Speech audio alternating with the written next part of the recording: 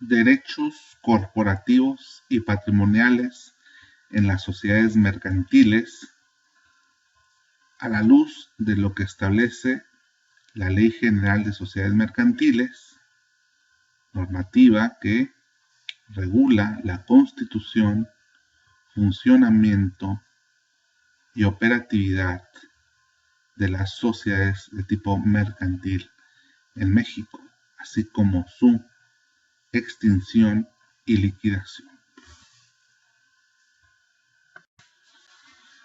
Por lo general, existen derechos patrimoniales, económicos, y por otra parte existen derechos de consecución o también llamados corporativos. Mientras que se hace una clasificación de las obligaciones que tienen los socios al momento en que se constituyen en sociedad.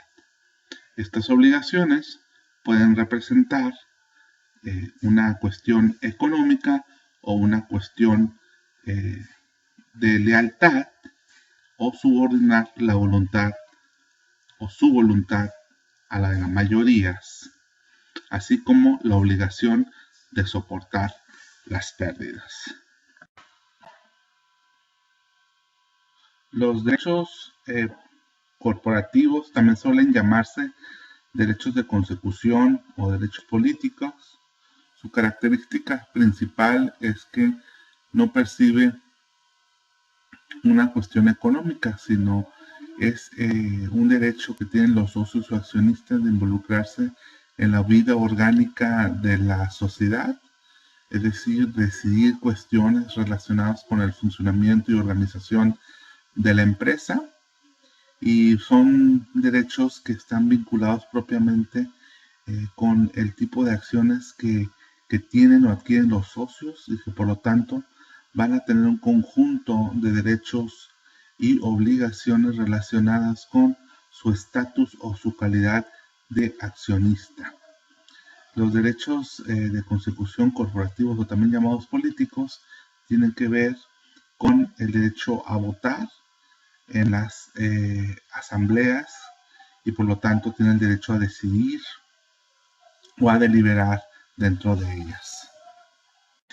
En cuanto a la característica principal de los derechos de consecución o corporativos, es que no es de carácter económico, sino se refiere a derechos relacionados con la vida orgánica de la sociedad o de la corporación, por lo que se faculta a los socios a hacer determinadas cosas respecto a la vida orgánica, a la vida funcional o de organización de la empresa.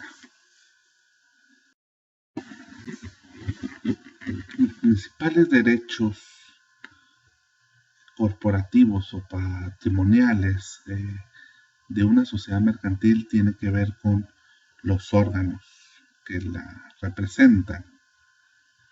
La sociedad mercantil tiene, por lo menos desde el acta constitutiva, tres grandes órganos. Lo que es el órgano supremo o órgano soberano, que está representada por la Asamblea General de Accionistas o Junta de Socios.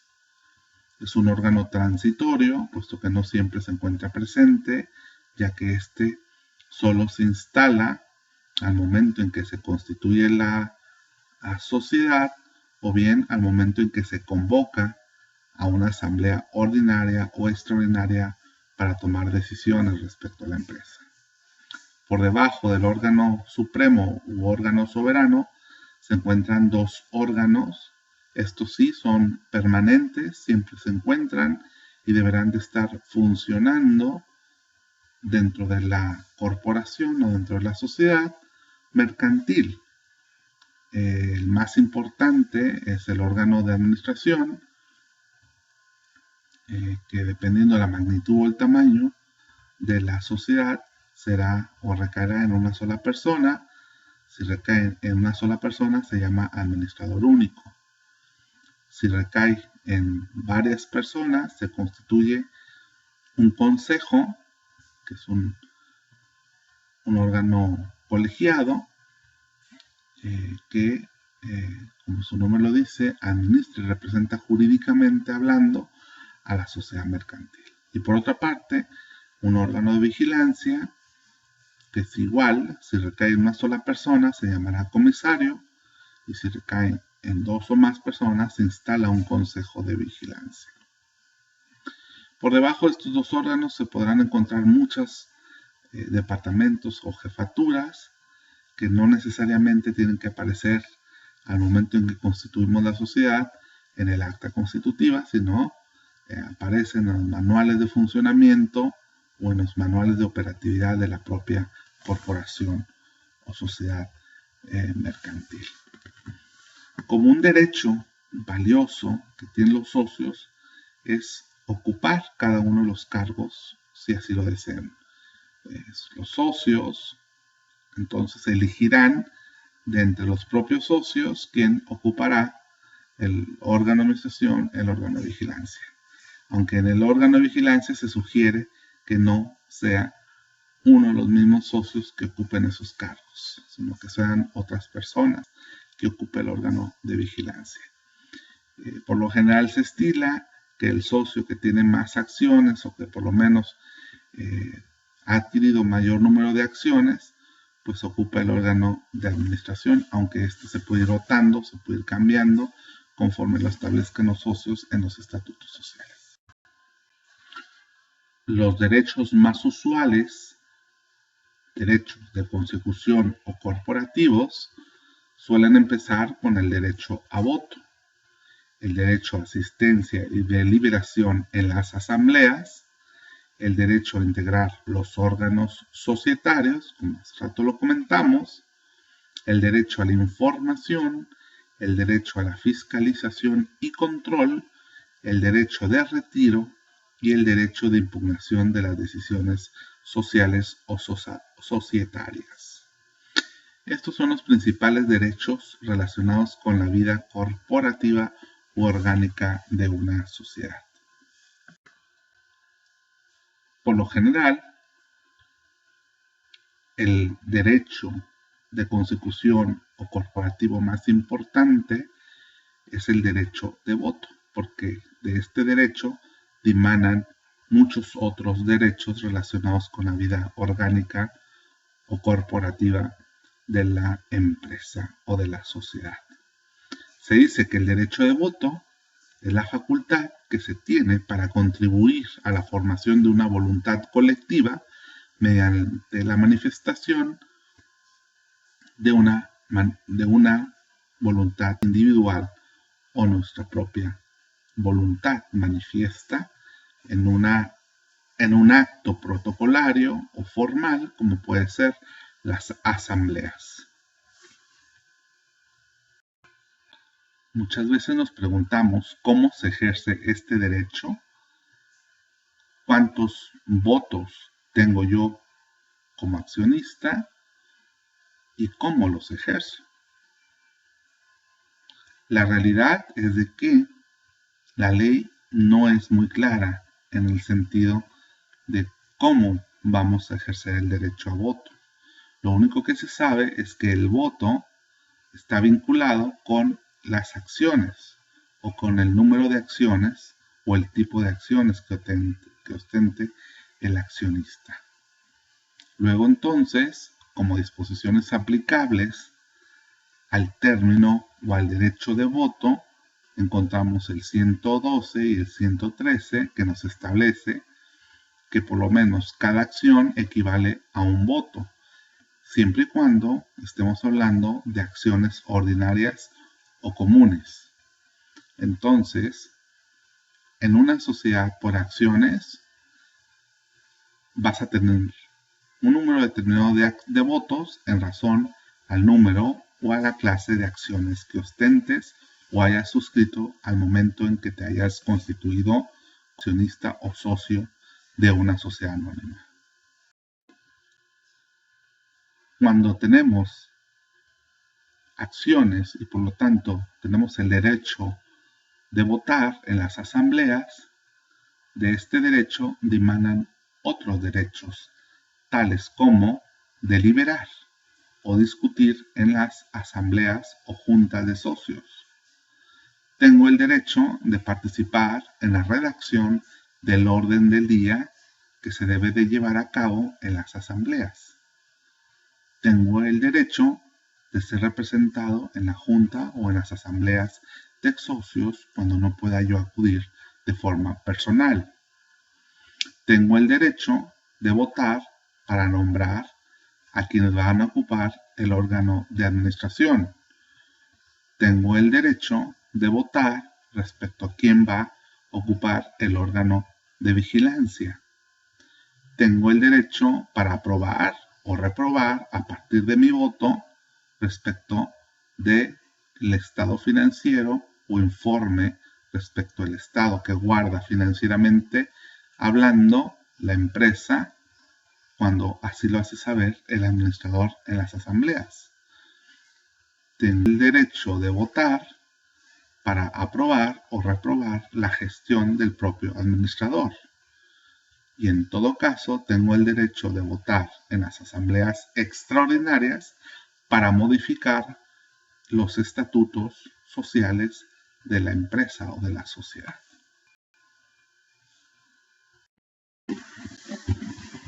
Así tenemos que derivado del derecho de voto, como decíamos, dimanan otros derechos.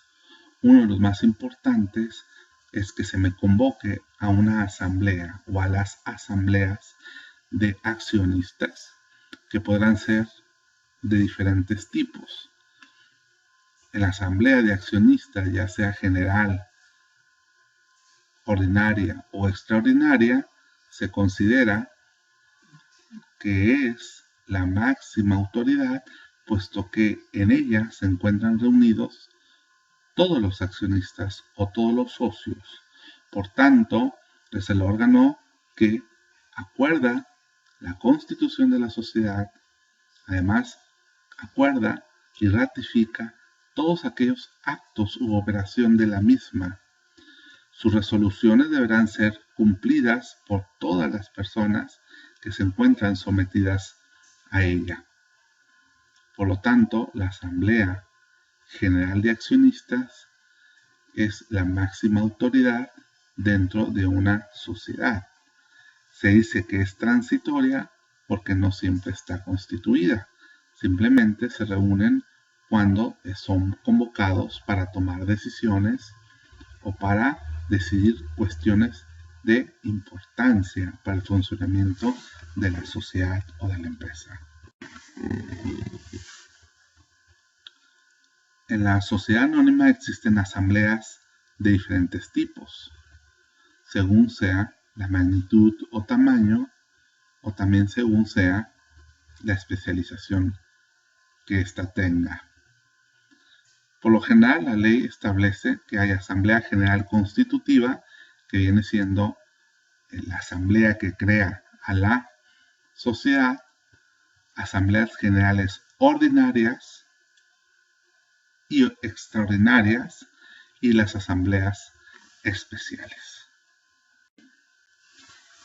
Si hacemos una distinción entre la asamblea ordinaria y la asamblea extraordinaria, tendríamos que ver dos tipos de cuestiones o asuntos.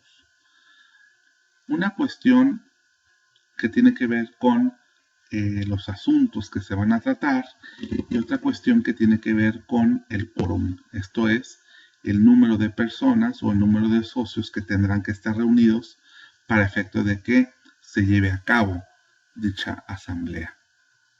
La asamblea ordinaria pide un quórum menor, a diferencia de la extraordinaria que pide un quórum más alto. En las asambleas ordinarias se tratan asuntos comunes o asuntos, como su nombre lo dice, que tendrán que ser vistos de manera cotidiana, de manera ordinaria, y esta pues por lo menos deberá ser una vez al año.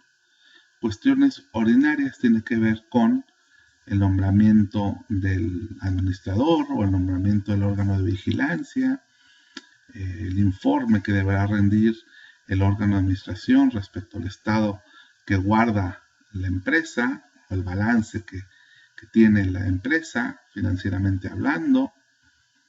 Tiene que ver con la designación de los emolumentos, que viene siendo una especie de honorarios que reciben los propios socios o accionistas cuando ocupan un cargo de importancia dentro del directorio, dentro de la organización de la empresa. Esta por lo menos se debe hacer convocada una vez al año por el órgano de administración o quien ostente la administración de la empresa. Si hay un consejo de administración, entonces será el presidente del órgano de administración el que convoque. Mientras que las asambleas extraordinarias, como su nombre lo dice, se pueden reunir en cualquier momento, siempre y cuando lo ocupe así la sociedad mercantil, y tiene que ver con cuestiones de modificar los estatutos sociales, tiene que ver con modificar el nombre, el domicilio, nacionalidad de la propia sociedad, o bien cuando se tenga que ver con una escisión, una fusión, una transformación de la sociedad mercantil, cualquier decisión trascendental que implique modificar lo que inicialmente habían establecido los socios. Un aumento de capital, nuevos socios, nueva emisión de acciones, amortización de acciones. Todo lo que implique modificar sustancialmente la voluntad inicial tiene que ver con una asamblea extraordinaria y se requiere de un quórum del 75% del capital social para efecto de que se logre la modificación.